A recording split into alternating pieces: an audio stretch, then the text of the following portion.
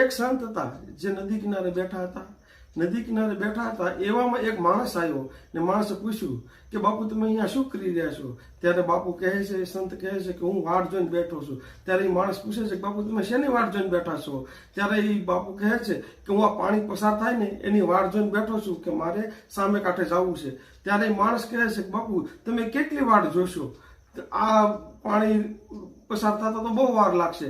ત્યારે સંત જવાબ આપે છે કે હું એ જ કહું છું કે આપણે આ જ પાણીમાંથી રસ્તો કાઢવો પડશે, આપણે વાટ જોઈ શકશું નહીં. એવી જ રીતે આપણે જીવનમાં કંઈક કરવું હોય તો આપણે વાટ જોવી નથી. આપણે કંઈક જવાબદારીઓ પૂરી થશે, વૃદ્ધાવસ્થા આવશે ત્યારે હું કોઈનું સારું કરીશ, ત્યારે કોઈ ભક્તિ કરીશ, ત્યારે સેવા કરીશ.